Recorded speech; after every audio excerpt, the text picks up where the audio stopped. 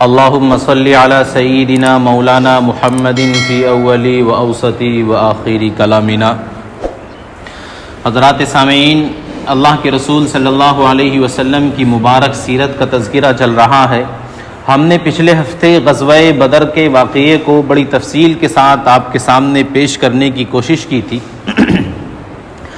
آج کے جمعے میں انشاءاللہ ہم غزوہ احد کے واقعے کو اس کی پوری تفصیلات کے ساتھ اور پوری جانکاری کے ساتھ، اور جو غزوہ احد سے پہلے کے واقعات تھے، غزوہ احد سے پہلے کی جو مدینے کی اور مکے کی جو پوزیشن ہی اور جس کنڈیشن میں مسلمان اور کفار کھڑے ہوئے تھے، اس چیز کو آپ کے سامنے رکھنے کی اور پیش کرنے کی کوشش کریں گے۔ ہم اللہ کے رسول کی سیرت کو شروع سے لے کر آ رہے ہیں، جب سے آپ کی پیدائش ہوئی، آپ کی پیدائش سے پہلے جو آپ کی پیدائش کے لیے اسباب بننے شروع ہوئے، تب سے ہم چلے ہیں، اور ہر ایک چیز کو جو موٹی موٹی چیزیں ہمارے فائدے کے لیے ہو سکتی تھیں، ہمارے مسلمانوں کے لیے، نوجوانوں کے لیے، ان میں ایک خیر ہو سکتی تھی، اور جن سے انہیں ہر ایک شخص کو وہ بات سمجھ میں آئے، اس طرح کی باتیں ہم نے اللہ کے رسول کی سیرت کی تمام ہی آپ کے سامنے رکھی ہیں۔ تو سلسلہ چل رہا تھا سن 2 ہجری کا۔ سن 2 ہجری میں جو سب سے بڑا واقعہ ہوا تھا وہ غزوہ بدر تھا۔ غزوہ بدر کے بعد جب بڑے بڑے سرداروں کو اس کے اندر مارا گیا، ایک صحابی کو اللہ کے رسول صلی اللہ علیہ وسلم نے غزوے سے فراغت کے فوراً بعد خبر دی کہ جاؤ مدینے میں جا کر اس کی خوشخبری سناؤ کہ ہم فتح یاب ہو چکے ہیں، اور بدر میں ہمیں فتح مل چکی ہے، اور کفار شکست فاش سے دوچار ہو چکے ہیں۔ ایک صحابی کہتے ہیں کہ ہم جنت البقیع کے اندر تھے، اور اللہ کے رسول صلی اللہ علیہ وسلم کی ایک بیٹی اور کچھ اصحاب اللہ کے رسول کے وہ تدفین کے اندر شریک تھے۔ وہ صحابی آئے اور انہوں نے کہا کہ ہم جو ہے غزوہ بدر کے اندر ہمیں فتح نصیب ہوئی ہے، اور بڑے بڑے سردار، ابو جہل مارا گیا، امیہ مارا گیا، شیبہ مارا گیا، اور عتبہ کا بیٹا ولید مارا گیا، اتنے بڑے بڑے سردار کو قتل کیا گیا ہے۔ صحابہ کہتے ہیں کہ ہمیں ان کی بات جو عجیب لگی کہ ایسا کیسے ہو سکتا ہے، چلو فتح ہو گئی یہ تو ہم نے مان لیا، لیکن اتنے بڑے بڑے سردار ایک ہی جنگ کے اندر قتل کر دیے گئے، یہ کیسے ہو سکتا ہے؟ صحابہ کرام کہتے ہیں کہ ہمیں لگا کہ شاید یہ مجنون اور پاگل اور دیوانے ہو گئے ہیں، ان کا ٹیسٹ کیا جائے، ان کا امتحان لیا جائے۔ انہوں نے کہا، صحابی نے کہا کہ بھائی بتاؤ قاصد سے، وہ بھی صحابی تھے، کہ میرا نام کیا ہے؟ صحابی جو قاصد بن کر آئے تھے انہوں نے کہا کہ بھئی آپ کا نام فلاں ہے، آپ فلاں کے بیٹے ہیں، آپ کا دادا کا نام یہ ہے، اور مجھے مجنون، پاگل اور دیوانہ نہ کہو یا تصور نہ کرو، میں صحیح ہوں، میری عقل صحیح ہے، اللہ تبارک تعالیٰ نے ہمیں اس طرح کی فتح نصیب فرمائی ہے کہ بڑے بڑے سردار اس کے اندر مارے گئے ہیں۔ تو 70 مشرکین کو گرفتار کیا گیا تھا، 70 کو قتل کیا گیا تھا۔ ایک بات میں آپ کو اور بتا دوں، عربی زبان کے اندر 70 کا جو عدد بولا جاتا ہے وہ 70 کے اوپر نہیں بولا جاتا، بلکہ 70 سے کثرت مراد ہوتی ہے۔ جب گنتی سے کوئی چیز زیادہ بڑھ جائے اور بڑی تعداد میں ہو تو اس کو ہمارے یہاں بولتے ہیں کہ بہت زیادہ لوگ تھے، تو اس کو گنتی کرنا جب مقصود نہیں ہوتا تو یہ بول دیتے ہیں کہ بہت زیادہ لوگ تھے، 100-200 تھے، اور جب آدمی کو یہ لگتا ہے کہ بھئی گنتی نہیں کر سکتے تو بہت زیادہ تھے۔ تو یہ 70 کا عدد عربی میں بہت زیادہ کے لیے بولا جاتا ہے۔ تو ایک بڑی تعداد کفار کی قتل کی گئی تھی، اور ایک بڑی تعداد گرفتار کر لے کر آئی تھی۔ صحابہ کرام ان کو گرفتار کر مسجد نبوی میں لے کر آئے اور ان کو باندھ دیا۔ اس میں سے میں مختصر آپ کو کر رہا ہوں، صرف 2 واقعے گرفتاری کے میں آپ کو بتاؤں گا۔ ایک حضرت ابو العاص، اللہ کے رسول صلی اللہ علیہ وسلم کے یہ بڑے داماد ہیں، اور ایک آپ کے چچا حضرت عبداللہ ابن عباس، آپ بڑے بے تکلف آپ کے دوست تھے، اور بڑا آپ کا یارانہ اور دوستانہ تھا۔ ہم نے مدینے کی طرف ہجرت سے پہلے جب مدینے کے کچھ لوگ حج کرنے کے لیے اللہ کے رسول صلی اللہ علیہ وسلم سے اور ملاقات کے لیے مکہ پہنچے تھے، تو جب دوسری بیعت ہو رہی تھی تو اس میں اللہ کے رسول کے ساتھ اللہ کے رسول کے چچا حضرت عباس آئے تھے، اور مدینے والوں سے عہد لیا تھا کہ تم میرے بھتیجے کو لے کر تو جا رہے ہو، لیکن ساری جنگیں تمہاری طرف پلٹ جائیں گی، پورا عرب تمہارا مخالف ہو جائے گا، اگر پوری ذمہ داری اور گارنٹی لیتے ہو تو میں اس کی اجازت دوں گا کہ تم میرے بھتیجے کو لے کر جاؤ، ورنہ تمہیں لے جانے کی ضرورت نہیں، ہم ان کی حفاظت کے لیے کافی ہیں۔ تو حضرت عباس اس وقت بھی ایمان نہیں لائے تھے، اب بھی ایمان نہیں لائے ہیں۔ تو شروع سے ہی اللہ کے رسول صلی اللہ علیہ وسلم کے بڑے حامیوں میں سے تھے اور آپ کی پیچھے بالکل کھڑے رہتے تھے اور آپ کے شانہ بشانہ رہا کرتے تھے. تو یہاں پر قید ہو کر آئے. حضرت ابو العاص کو بھی قید کیا گیا اور جب صحابہ کرام کے مشورے سے یہ طے ہوا کہ کوئی فدیہ لے کر ان سب قیدیوں کو چھوڑ دیا جائے تو ابو العاص ابھی مکے ہی میں رہ رہے تھے, ایمان نہیں لائے تھے, اور آپ کی بیٹی حضرت زینب, ہم سب کی بہن, اللہ کے رسول صلی اللہ علیہ وسلم کی بڑی بیٹی حضرت زینب وہ بھی مکے کے اندر تھی. تو اللہ کے رسول کا اور صحابہ کرام کا یہ پیغام مکے پہنچا کہ جو قید کیے گئے ہیں ان کو فدیہ دے کر چھوڑ دیا جائے گا. اب تمہارے پاس اتنی رقم ہو تم دے دو تو ابو العاص تمہارے شوہر کو بھی چھوڑ دیا جائے گا. تو حضرت زینب کے پاس کوئی روپیہ پیسہ کوئی مال اتنا نہیں تھا, لیکن ایک ہار ان کے گلے میں تھا جو حضرت خدیجۃ الکبریٰ رضی اللہ تعالی عنہا نے ان کو رخصتی کے وقت دیا تھا. اور اللہ کے رسول صلی اللہ علیہ وسلم کی ہماری ماں ہیں حضرت خدیجۃ الکبریٰ رضی اللہ تعالی عنہا, آپ اچھی طرح جانتے ہیں. تو وہ ہار حضرت زینب نے ان لوگوں کو دے دیا جو وصول کرنے کے لیے آئے تھے. وہ ہار جب اللہ کے رسول کے ہاتھوں میں آیا تو آپ نے دیکھا کہ میری بیوی کا یہ ہار ہے جو میری بیٹی کو انہوں نے ہدیے میں اور تحفے میں دیا تھا. اللہ کے رسول کو حضرت خدیجۃ الکبریٰ کی اسلام کے لیے جو قربانیاں ہیں اور جو ان کی جان نثاری ہے وہ سب یاد آنی شروع ہو گئی. اللہ کے رسول نے صحابہ کرام سے کہا کہ اگر تم چاہو تو اس ہار کو ابو العاص کے ساتھ لوٹا دو, اگر تمہاری مرضی نہ ہو تو اس ہار کو رکھ لو اور ابو العاص کو آزاد کر دو. صحابہ کرام سمجھ گئے, آپ کی باریک سی چیزوں کو سمجھ جایا کرتے تھے کہ اللہ کے رسول کی منشا یہ ہے کہ یہ حضرت خدیجۃ الکبریٰ کا ہار ہے, اس وجہ سے اللہ کے رسول کی مرضی یہ ہے کہ اس ہار کو بھی ابو العاص کے ساتھ لوٹا دیا جائے. تو حضرت ابو العاص کو وہ ہار دیا اور آپ کو آزاد کر دیا کہ جائیے مکے اپنے گھر میں اور اپنے بچوں میں اور اپنے شہر اور اپنے وطن لوٹ جائیے. حضرت ابو العاص لوٹ جاتے ہیں. ایک واقعہ حضرت عباس کا میں اس میں بتا کر غزوہ احد کی طرف بڑھتا ہوں. حضرت عبداللہ ابن عباس آپ کے چچا تھے, آپ کو مدینہ کی مسجد کے پلروں سے باندھا گیا اور آپ کے ہاتھ میں پیروں میں جو رسیاں باندھی گئی تھیں ان کو اتنا زور سے کسا گیا اور جکڑ دیا گیا کہ آپ کو بہت تکلیف ہو رہی تھی. آپ کی کراہنے کی آواز اور آپ کی چیخنے کی آواز, اللہ کے رسول کا حجرہ بالکل قریب ہی تھا, وہاں تک پہنچ رہی تھی. تو اللہ کے رسول رات بھر اپنے چچا کی محبت میں اور ان کی تکلیف بھری آوازوں کو سن کر سو نہیں پائے. صحابہ کرام کی جن کی وہاں پر ڈیوٹی تھی, انصار مدینہ جو مدینہ کے لوگ تھے ان کی ڈیوٹی تھی ان سب لوگوں کی حفاظت کرنا اور ان کو قید رکھنا. تو انہوں نے محسوس کیا انصاری صحابہ کرام نے کہ اللہ کے رسول کو تکلیف ہو رہی ہے اپنے چچا کو سخت باندھنے کی وجہ سے اور ان کے قید میں ہونے کی وجہ سے.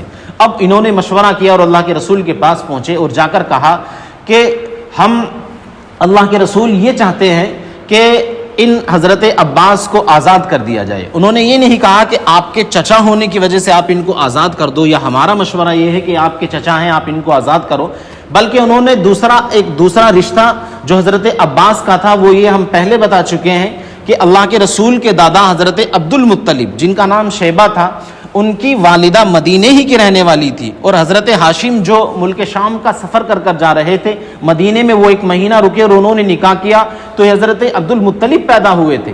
تو حضرت عبد المطلب کے حضرت عباس بیٹے ہیں. تو اب مدینے والوں نے کہا کہ ہم اپنے بھانجے کو, اس لیے کہ یہاں کا نواسا ہے, ان کی والدہ یہاں کی تھی, ہم اپنے بھانجے کو ایسے ہی آزاد کرنا چاہتے ہیں, ان کے لیے کوئی فدیہ نہیں لینا چاہتے. یہ نہیں کہا کہ آپ کے چچا کو ہم آزاد کرانا چاہتے ہیں, بلکہ ہم اپنے بھانجے کو ایسے ہی آزاد کرنا چاہتے ہیں اللہ کے رسول کو خوش کرنے کے لیے, اللہ کے رسول کی دلجوئی کے لیے. اور انہوں نے یہ محسوس کیا کہ ساری رات اللہ کے رسول تکلیف میں رہے ہیں. تو حضرت عباس کو آزاد کر دیا گیا. حضرت ابو العاص جو اللہ کے رسول کے بڑے داماد ہیں, میں ان کا واقعہ اور 1 منٹ میں بیان آگے کروں. تو آپ مکے پہنچے اور مکے سے آپ کو بڑا امین اور امانت دار اور بڑے زبردست انسان تھے آپ ایمان لانے سے پہلے بھی. تو آپ کچھ دن کے بعد تجارت پر نکلے تو مکے والے بہت سے لوگ آپ کو اپنا سامان دے دیا کرتے تھے, اپنا پیسہ دے دیا کرتے تھے کہ جاؤ یہ ہمارے سامان کو بیچ دینا, ہمارے پیسے سے تم تجارت کرنا, اس کا نفع ہمیں مل جائے گا. تو بہت سے لوگوں نے آپ کو روپیہ پیسہ اور مال دیا تجارت کے لیے. آپ جب اس مال کو لے کر مدینہ پہنچے, اس لیے کہ ملک شام کا راستہ مدینے سے جاتا تھا, تو آپ ملک شام کے راستے میں جب مدینہ آیا وہاں پر آپ نے قیام کیا تو اس وقت میں صحابہ کرام چاروں طرف گھومتے رہتے تھے، اگر کسی کو دیکھتے تجارتی قافلے کو تو اس کے اوپر حملہ کر کر اس کا سامان لے کر اٹھا کر مدینے آ جاتے تھے۔ اور وہ صحابہ کرام کا مجاہدین کا سامان ہوا کرتا تھا، اس لیے کہ شب مار حملے جو ہوا کرتے تھے ان میں جو مال صحابہ کرام کو مجاہدین کو ہاتھ لگ جاتا ہے جنگ کے اندر تو وہ مال غنیمت میں آتا ہے، اور مال غنیمت انہی کا ہوتا ہے جو لوگ جنگ کر رہے ہیں۔ تو ان کا سارا مال لوٹ کر، ان کا سارا مال اٹھا کر صحابہ کرام لے کر آ گئے۔ اللہ کے رسول صلی اللہ علیہ وسلم کی یہ داماد بھگتے دوڑتے ان کے ہاتھ نہیں آئے اور چھپ چھپا کر مدینے میں داخل ہو گئے۔ مدینے میں صبح کا وقت تھا، ابھی فجر کی نماز کے لیے لوگ اکٹھا ہو رہے تھے۔ کسی سے پوچھا کہ بھئی زینب کا گھر کدھر ہے؟ ان کو زینب کا گھر بتایا اور پہنچ کر جا کر کہا کہ اس طرح سے میرا مال لوٹ لیا گیا ہے اور میں اپنی جان بچا کر آیا ہوں۔ حضرت زینب کچھ ہی دیر کے بعد مسجد نبوی میں آ گئی نماز کے لیے۔ جیسے ہی تکبیر شروع ہوئی تو حضرت زینب نے کہا رکو امت محمدیہ کے مسلمانوں، میں آپ سے یہ کہہ رہی ہوں کہ ابو العاص مدینہ آ چکے ہیں اور میری ان کو امان ہے، کوئی ان کو تکلیف نہ دے۔ جب حضرت زینب نے اپنی بات مکمل کی تو اللہ کے رسول نے کہا کہ مجھے بھی ایسے ہی ابھی ابو العاص کے آنے کا علم ہوا ہے جس طرح تمہیں ابھی حضرت زینب کے اعلان کرنے سے ہوا ہے۔ مجھے پہلے اس کا کوئی علم نہیں تھا۔ کبھی آپ یہ سوچو کہ باپ بیٹی نے یہ پلان کر لیا ہے کہ تم اس طرح اعلان کر دینا اور ابو العاص کو امان ہو جائے گی۔ تو صحابہ کرام نے جب یہ امان کا اعلان سنا تو نماز کے فوراً بعد ان کا جو سارا سامان تھا، یہاں تک کہ جو رسی اور چھوٹا سا معمولی سی کیل تک بھی تھی، وہ سب ان کو لوٹا دی اور وہ سارے مال کو لے کر مکے واپس آ گئے، ملک شام تجارت کے لیے نہیں پہنچے۔ لوگوں نے ان سے کہا کہ آپ کلمہ پڑھ لیجئے۔ ابو العاص نے کہا میں ایسے کلمہ نہیں پڑھوں گا، اگر میں نے اس وقت کلمہ پڑھ لیا تو لوگ کہیں گے کہ مال کے لالچ میں یہ ایمان لے کر آیا ہے، مکے والے کہیں گے کہ اس نے ہمارے ساتھ دغا اور فریب کیا ہے، ہمارا سارا مال لے گیا اور مدینے والوں کو جا کر دے دیا اور ہمارے مال کو ہڑپ کر گیا، تو یہ مال کے لالچ میں ایمان میں اس طرح نہیں لاؤں گا۔ سارا مال لے کر گئے، مدینے میں جا کر اعلان کیا حرم میں کھڑے ہو کر، اور جس کا جو سامان تھا ایک ایک روپیہ اس کا واپس کیا اور کہا میں اشہد ان لا الہ الا اللہ اشہد ان محمد رسول اللہ، کہ اب میں ایمان لاتا ہوں نبی صلی اللہ علیہ وسلم پر۔ اس طرح آپ نے اپنی ایمان لانے کا اعلان کیا اور آپ پھر وہاں سے ہجرت کر کر اپنے بیوی بچوں کے ساتھ، حضرت زینب کو آپ پہلے بھیج چکے تھے، اس کے بعد آپ ہجرت کر کر مدینے آ گئے۔ تو اب ہم بڑھ رہے ہیں 3 ہجری کی طرف۔ 3 ہجری میں جو سب سے بڑا واقعہ ہوا ہے وہ غزوہ احد کا ہوا ہے۔ غزوہ احد اسلام کی دوسری بڑی جنگ ہے۔ چھوٹی چھوٹی جنگیں تو ہوتی رہیں، بدر سے پہلے بھی ہوئی، بدر کے بعد بھی ہوئی، لیکن بڑی جنگ جو ہے وہ دوسری ہے، غزوہ احد۔ اس کے اندر جو ابو سفیان کا قافلہ میں پہلے عرض کر چکا ہوں غزوہ بدر کے موقع سے، تو ابو سفیان کا جو قافلہ سامان اور تجارت اور مال لے کر مکے پہنچا تھا، تو ان لوگوں نے اس سارے مال کو جنگ پر لگا دیا کہ ہمارے بڑے بڑے سردار، ہمارے باپ بیٹے قتل کیے گئے ہیں، تو اس مال کی ہمیں ضرورت نہیں، بلکہ اس مال کے ذریعے سے ایک بہت بڑی فوج تیار کی جائے جو ان لوگوں سے بدر کا بدلہ لے گی۔ تو اس سارے بہت بڑے قافلے کو اور سامانی تجارت کو احد کی تیاری کے لیے لگا دیا۔ اب احد کی تیاری مکمل ہو چکی ہے۔ 3000 فوجیوں کا لشکر ابو سفیان لے کر نکلتے ہیں۔ حضرت ابو سفیان فتح مکہ کے موقع سے ایمان لائے ہیں، ابھی ایمان نہیں لائے، تو غزوہ احد کی جو لیڈرشپ ہے اور جو اس کی قیادت ہے وہ حضرت ابو سفیان کر رہے ہیں۔ تو ابو سفیان 3000 فوجیوں کا لشکر لے کر مدینے کی طرف بڑھتے ہیں، تو حضرت عباس ایمان لا چکے تھے اور مکے کے اندر تھے۔ انہوں نے ایک قاصد بھیج دیا اللہ کے رسول کے پاس کہ اس طرح سے ابو سفیان نے تیاری کی ہے اور وہ بہت بڑا قافلہ لے کر آپ کی طرف آ رہا ہے۔ اللہ کے رسول الرٹ ہو گئے اور آپ نے صحابہ کرام سے مشورہ کر کر جنگ کی تیاری شروع کر دی۔ تو اس میں 30 عورتیں وہ لے کر آئے تھے اور 200 گھوڑے ایسے تھے جن کے اوپر جنگی ساز و سامان کے ساتھ اور مجاہدین نہیں بلکہ کفار سوار تھے، اور 300 اونٹ یہ ساتھ لے کر آئے تھے، 1000 اونٹ یہ ساتھ لے کر آئے تھے۔ 3000 مجاہدین آ رہے ہیں، 3000 اونٹ آ رہے ہیں اور 200 گھوڑے ساتھ لے کر آ رہے ہیں، اور اس میں 700 لوگ ایسے تھے جو پورے جنگی لباس کے ساتھ، ان کے اوپر زرہ بھی تھی اور اس کے ساتھ تلوار بھی تھی اور دوسرے ہتھیار، جو جنگ کے پوری کٹ ہوا کرتی ہے، وہ 700 لوگوں نے پوری پہن رکھی تھی۔ گویا کہ یہ ایک مکمل فوج تھی اور بہت طاقت اور قوت کے ساتھ مدینے کی طرف حملہ کرنے کے لیے بڑھ رہی تھی۔ ادھر اللہ کے رسول نے صحابہ کرام سے مشورہ کیا اور 1000 کی تعداد میں صحابہ اکٹھا ہو کر احد کے میدان کی طرف نکلے۔ احد کا میدان مدینے سے 8 کلومیٹر ہے۔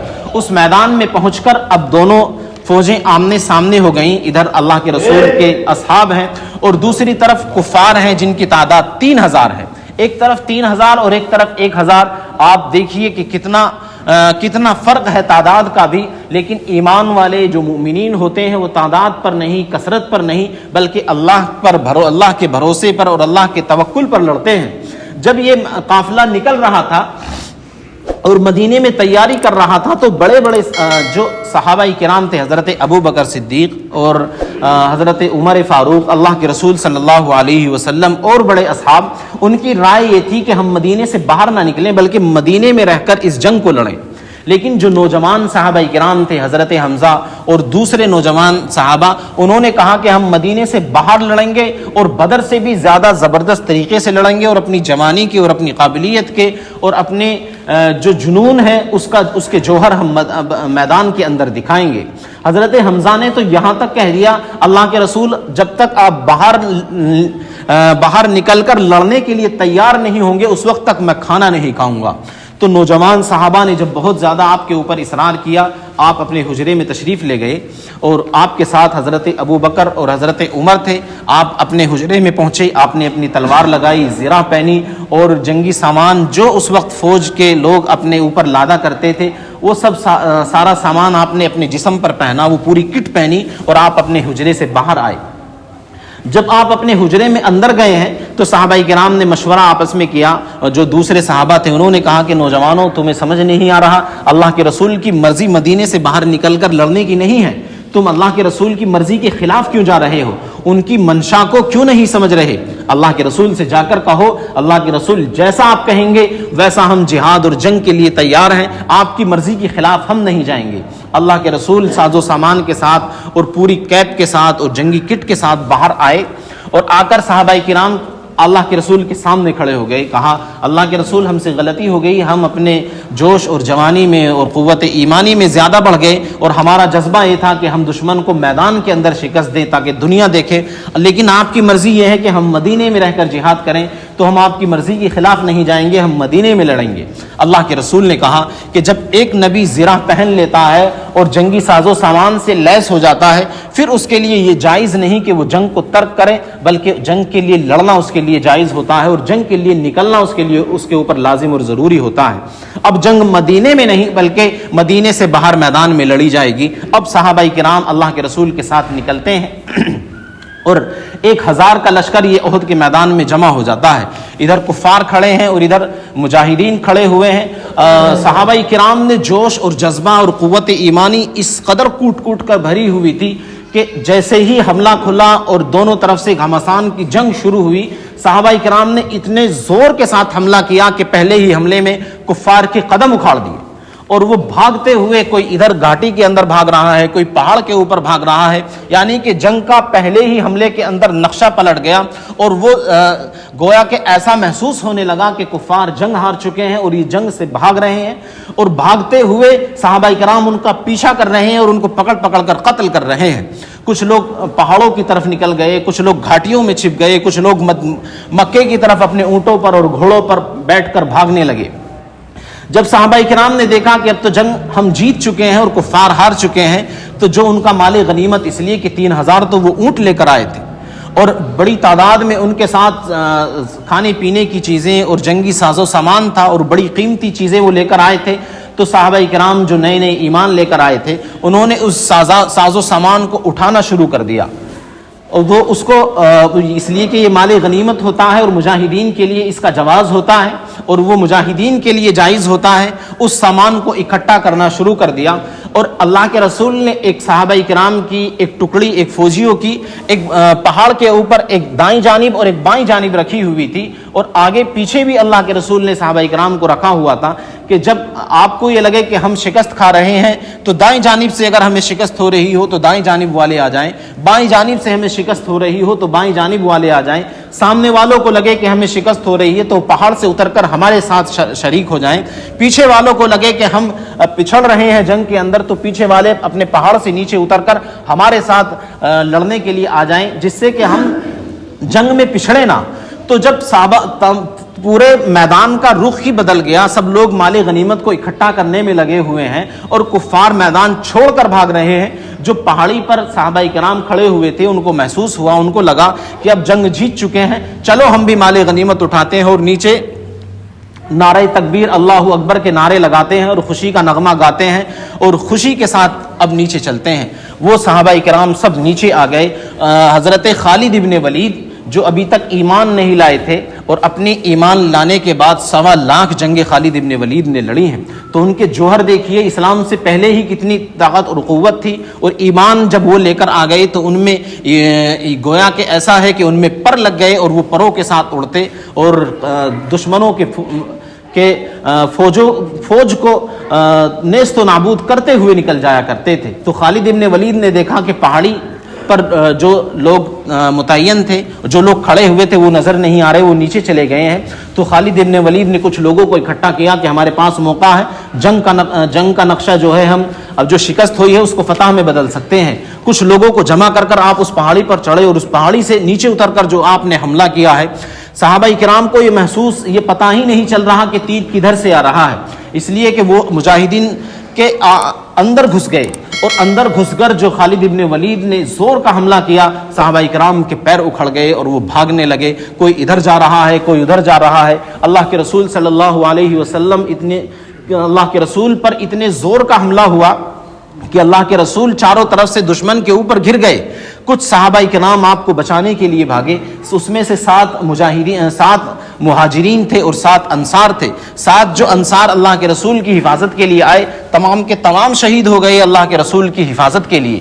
تو ان میں حضرت طلحہ تھے، حضرت طلحہ نے آپ کی بڑی دلیری کے ساتھ حفاظت کی۔ حضرت سعد ابن ابی وقاص تھے جو آپ کے ارد گرد گھوم گھوم کر تیر پھینکتے تھے اور اللہ کے رسول ان کے لیے کہہ رہے تھے، فدا کا ابی و امی یا سعد، تجھ پر میرے ماں باپ قربان ہو، تم تیر پھینکو۔ حضرت سعد ابن ابی وقاص ہی ہیں پہلی شخصیت جنہوں نے اسلام کے لیے سب سے پہلا تیر چلایا ہے۔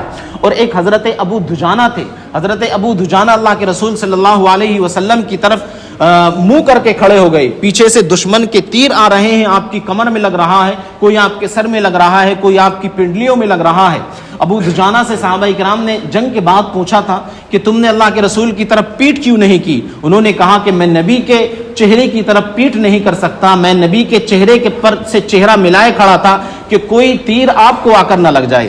جب تیر حضرت دجانہ کی کمر میں آ کر لگتا تھا، کہتے ہیں حضرت دجانہ کہ میں بالکل نہیں ہلتا تھا، کہیں ایسا نہ ہو کہ ذرا سا میں تیر کی تکلیف سے ہلا اور وہ دوسرا تیر اللہ کے رسول کو آ کر نہ لگ جائے۔ صحابہ کرام نے جب ان کے جنگ کے بعد ان کے جسم پہ تلواروں کے اور تیروں کے تیر گنے تو وہ 70 سے زائد تھے، بے شمار زخم آپ کے جسم پر لگے ہوئے تھے، لیکن آپ اللہ کے رسول کی حفاظت میں اسی طرح کھڑے رہے۔ حضرت طلحہ کے لیے اللہ کے رسول نے کہا تھا کہ احد کا تو پورا دن ہی طلحہ کا تھا، یعنی جیسے آج man of the match, play of the match کہا جاتا ہے کہ وہ سارا پورا کارنامہ اس میچ کے اندر اسی ایک شخص کا ہے، تو حضرت طلحہ کا پوری جنگ کے اندر بڑا کارنامہ تھا۔ اللہ کے رسول کو دشمنوں کے بیچ سے لے کر نکلے اور آپ کو پہاڑی پر چڑھایا۔ اللہ کے رسول زخموں کی وجہ سے پہاڑی پر چڑھ نہیں پا رہے تھے تو آپ نیچے لیٹ گئے اور اپنی کمر کے اوپر اللہ کے رسول کو پیر رکھ کر آپ کو اوپر چڑھایا اور آپ کو وہاں سے لے کر جانے میں کامیاب ہوئے، اور بے شمار حملے آپ کے اوپر کیے جا رہے تھے، لیکن حضرت طلحہ آپ کی آڑ بن کر کھڑے رہے۔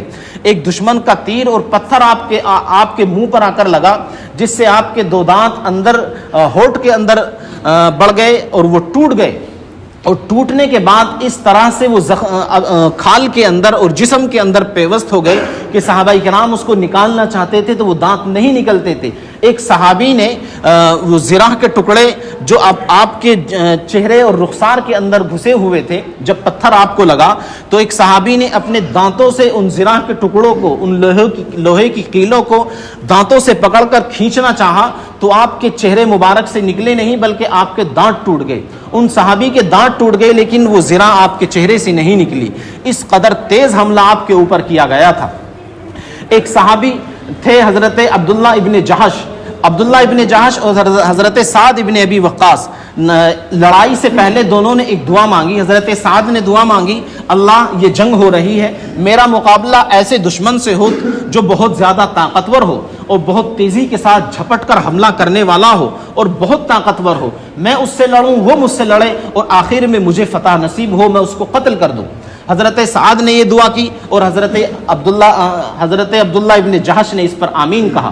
پھر حضرت عبداللہ ابن جہش نے دعا کی، اللہ میرا دشمن سے مقابلہ ہو اور بہت طاقتور وہ دشمن ہو، میں اس پر حملہ کروں، وہ مجھ پر حملہ کرے اور آخر میں وہ حملہ کر کر مجھے شہید کر دے، میرے ناک کان کو کاٹ دے اور میں اس حال میں اللہ کے حضور پیش کیا جاؤں، اور حشر کے میدان میں جب میں کھڑا ہوں تو اللہ تبارک تعالیٰ مجھ سے پوچھے، اے ابو دجانہ تیرے ناک کیوں کٹا ہے، اے ابو دجانہ تیرا کان کیوں کٹا ہوا ہے، اے ابو دجانہ تیرے ہونٹ کیوں کٹے ہوئے ہیں، تو میں اس وقت اللہ سے کہوں، اللہ تیرے راستے میں، تیرے نبی کی حفاظت میں اور تیرے دین کے لیے جہاد کرتے ہوئے میرے ناک کو کاٹ لیا گیا، میرے کانوں کو کاٹ دیا گیا اور میرے ہونٹوں کو کاٹ دیا گیا تاکہ میں یہ جواب دے سکوں۔ حضرت سعد ابن ابی وقاص نے آپ کی دعا پر آمین کہا تو ایک کفار بہت طاقتور فوجی آپ کے سامنے آیا، آپ کے ناک کان کو کاٹ دیا اور آپ اس حال میں شہید ہوئے۔ حضرت حمزہ کی شہادت کا واقعہ آپ بہت بارہا سن چکے ہیں، اس لیے حضرت حمزہ کی شہادت کا واقعہ میں اس میں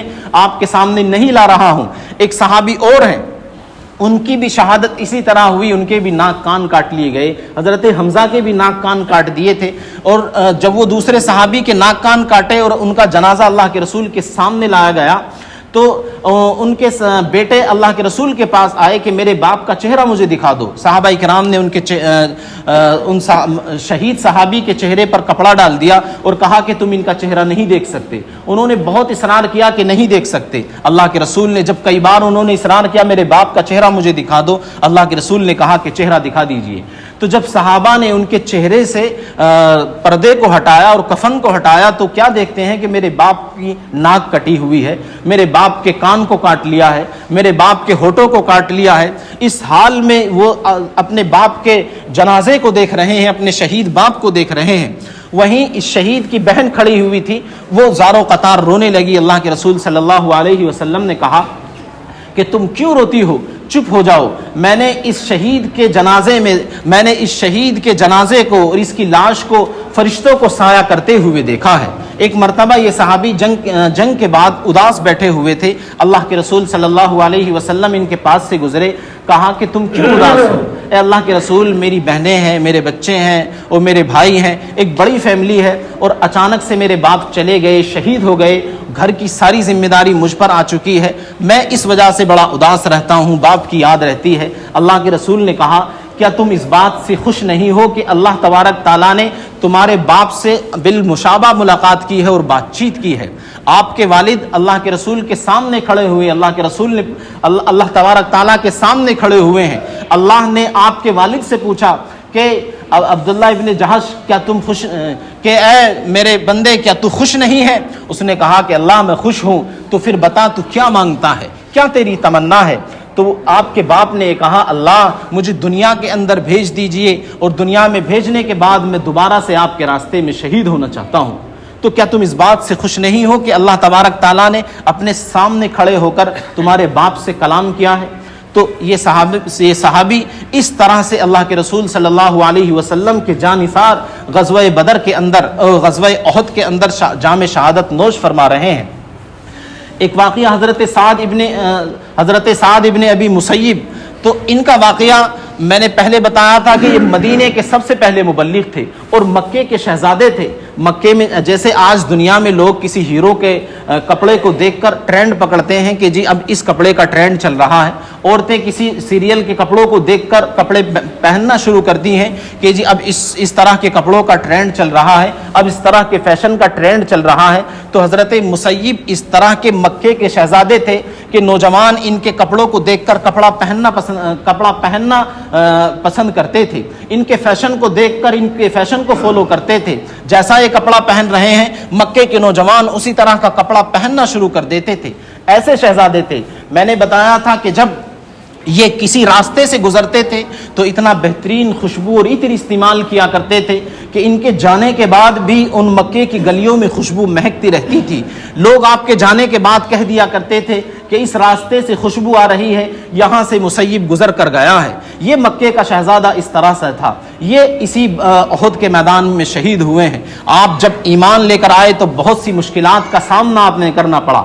ساری زندگی ایمان لانے کے بعد آپ مشکلات سے دوچار رہے, اور جب آپ کو شہید ہونے کے بعد کفن کا نمبر آ رہا ہے, جس کا مکے کے اندر فیشن میں ٹرینڈ چلتا تھا اور جو اپنے راستوں سے گزرتا تو راستے مہک جایا کرتے تھے. لوگ نوجوان جس کو دیکھ کر کپڑا پہنتے تھے, لوگ جس کو فالو کرنا اپنے لیے فخر کی بات سمجھتے تھے, آج جب وہ شہید زمین پر لیٹا ہوا ہے تو اس کی حالت یہ ہے کہ سر ڈھکتے ہیں تو پیر کھل جاتے ہیں, پیر ڈھکتے ہیں تو سر کھل جاتا ہے. کفن بھی آج اس کو نصیب نہیں. اللہ کے رسول صلی اللہ علیہ وسلم کے چچا حضرت حمزہ کے ساتھ ان کو ایک ہی چادر میں لٹایا گیا, یعنی کہ کفن تک نصیب نہیں ہوا. اس شہزادے کو اسلام کے لیے اس قدر ان لوگوں نے, ان صحابہ کرام نے قربانیاں دی ہیں. تو اسی ایک ہی کفن کے ساتھ حضرت حمزہ کے ساتھ ان کو اس شہید کو اور حضرت حمزہ کو ایک ہی قبر میں دفن کر دیا گیا. ایک عورت مدینے سے نکلتی ہیں, ان سے مدینے کے اندر بھی کفار نے یہ ہوا چلا دی تھی کہ اللہ کے رسول شہید ہو چکے ہیں. میں اپنی بات ختم کر رہا ہوں, وقت ہو چکا. تو وہ عورت نکلتی ہیں, ان سے کسی نے کہا کہ تمہارا باپ شہید ہو گیا. اس نے کہا کہ اس بات کو چھوڑو, یہ بتاؤ کہ اللہ کے رسول تو زندہ ہیں. اس نے پھر کوئی اور ملا, اس نے کہا کہ تمہارا بیٹا شہید ہو گیا. اس بات کو چھوڑو, یہ بتاؤ کہ اللہ کے رسول تو زندہ ہیں. پھر ایک شخص ملے, انہوں نے کہا کہ تمہارا شوہر شہید ہو گیا. انہوں نے کہا کہ اس بات کو چھوڑو, یہ بتاؤ کہ اللہ کے رسول تو زندہ ہیں. پھر کہا کہ تمہارا بھائی شہید ہو گیا.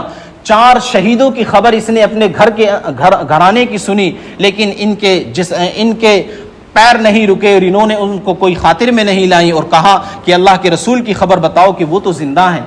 جا کر اللہ کے رسول کو دیکھ کر کہا, اللہ کے رسول جب ہم آپ کے چہرے کو دیکھ لیتی ہیں تو ہمارے لیے دنیا کی تمام مشکلات آسان ہو جاتی ہیں. کوئی مشکل آپ کے چہرے کے سامنے ہمیں مشکل نہیں لگتی بلکہ آسان لگتی ہے.